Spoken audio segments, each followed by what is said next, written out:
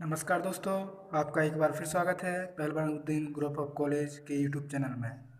और मैं इतिहास प्रोफेसर गंगाराम विश्वकर्मा लेकर आया हूँ एक और वीडियो जिसमें हम बात करेंगे पुनर्जागरण काल से संबंधित दूसरा पार्ट। इस पार्ट में हम देखेंगे पुनर्जागरण काल के प्रमुख जो कारण थे उनके बारे में चर्चा करेंगे। दोस्तों, अगर आपने हमारा चैनल अभी तक सब्सक्राइब नहीं किया है तो ज़रूर करें, साथ ही बेल आइकन को भी प्रेस करें जिससे आपके लिए हमारे चैनल से संबंधित नई नई वीडियो के नोटिफिकेशन मिलते रहें। और वीडियो को लाइक करें, शेयर करें, साथ ही कमेंट्स करें। तो चलते हैं आज के टॉपिक पर, पुनर्जागरण काल के प्रमुख कारण। तो इससे पहले आपने पुनर्जागरण काल का अर्थ एवं उसकी परिभाषा के बारे में जाना। तो इसके प्रमुख कारणों के बारे में, पुनर्जागरण की गति कब और कैसे शुरू हुई थी, इसके बारे में निश्चित तौर पर कुछ कह पाना कठिन है, क्योंकि इसका प्रारंभ एक व्यक्ति या स्थान, विचारधारा अथवा घटना से नहीं हुआ है।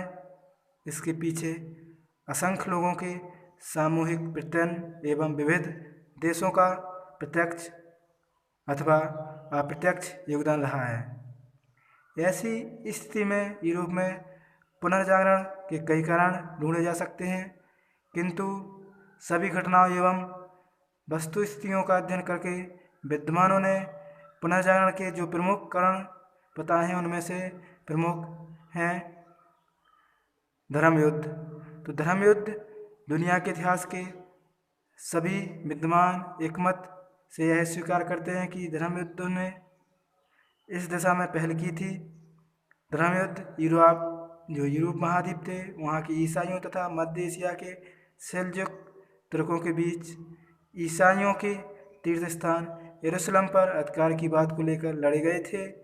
इन युद्धों के कारण यूरोपवासी पश्चिम एशिया की सभ्यता एवं यूरोप पूर्व के देशों के संपर्क में आए।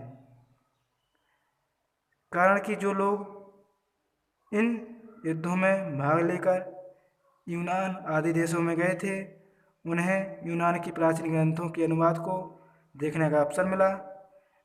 इससे उनका अंकगणित, बीजगणित, ज्योतिष, दर्शन आदि से संबंधित ज्ञान बढ़ा। परिणाम स्वरूप यूरोपवासी नए ढंग से सोचने लगे, विचारने लगे। यही नहीं, ईसाइयों की पराजय से यूरोप के ईसाई धर्मगुरु पोप की प्रतिष्ठा को आघात पहुंचा। धर्म के बंधन ढीले पड़ने लगे और एक नया दृष्टिकोण पनपने लगा जो पूर्व से प्रभावित था। इसके बाद एक और कारण था अरब और मंगोलों से संपर्क। पूर्व के ज्ञान को यूरोप में पहुंचाने का कार्य धर्म युद्धों ने तो कर ही दिया, इसके अलावा अरबों और मंगोलों ने भी किया। यूरोप के बहुत से हिस्सों में अरब वाले बस चुके थे। अरब विद्वान स्वतंत्र चिंतन के समर्थक थे, प्लेटो और अरस्तु के विचारों में रुचि रखते थे। उन्होंने यूरोपवासियों की रुचि को प्रभावित किया। मंगोलों के संपर्क से यूरोप में चीन के 3 आविष्कार पहुँचे, यथा कागज और मुद्रण, समुद्र में मार्गदर्शन के लिए कुतुबनुमा और युद्ध में प्रयोग करने के लिए बारूद। इन आविष्कारों के ज्ञान ने यूरोप को गतिशील बना दिया। अगला कारण आता है व्यापार तथा नगरों का उदय। तो उत्तर और मध्य युग में व्यापार का विकास हुआ। इससे इटली, जर्मनी आदि देशों के व्यापारिक नगरों की विकास हुआ। वैज्ञानिक आविष्कारों आदि के लिए साधन सुविधा जुटाने में सहयोग मिला।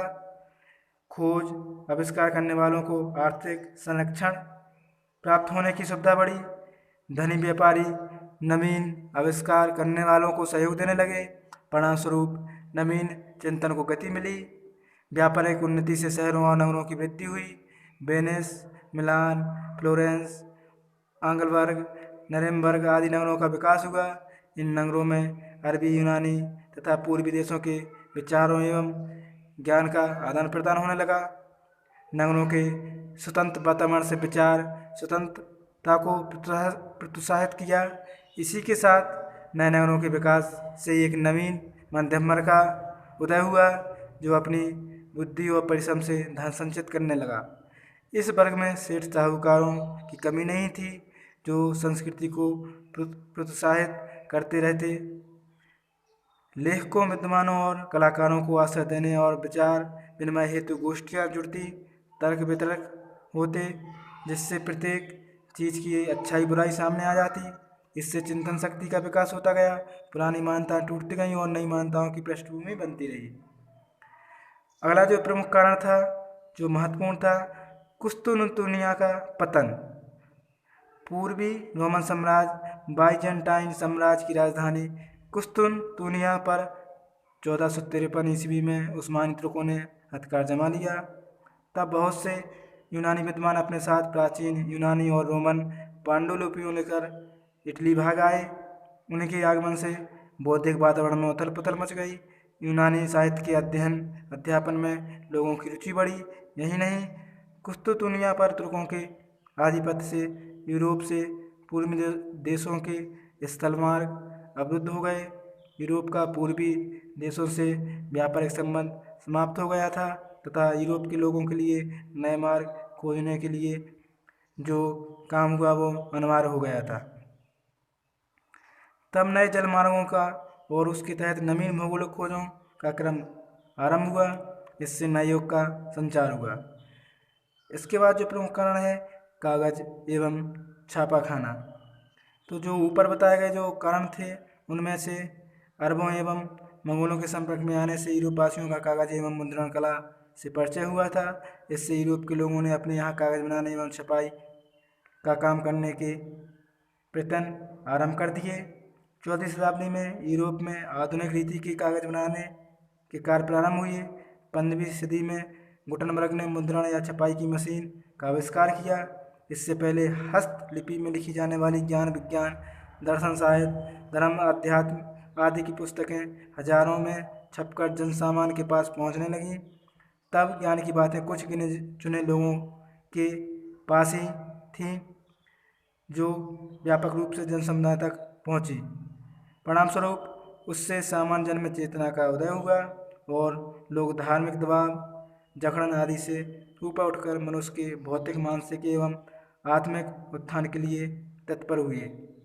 तो जो प्रमुख कारण थे के अलावा और भी कारण हो सकते हैं, जिनमें पांडित्यवाद, तर्कवाद, वैज्ञानिक दृष्टिकोण, नए देशों की खोज आदि से भी यूरोप में पुनर्जागरण की प्रक्रिया का सूत्रपात करने में प्रमुख भूमिका निभाता है और यूरोप में नए युग में प्रवेश कराता है। तो इस प्रकार पुनर्जागरण काल के जो प्रमुख कारण थे उनके बारे में चर्चा की। तो आपको ये वीडियो कैसी लगी? लाइक करें, शेयर करें, कमेंट्स करें। धन्यवाद।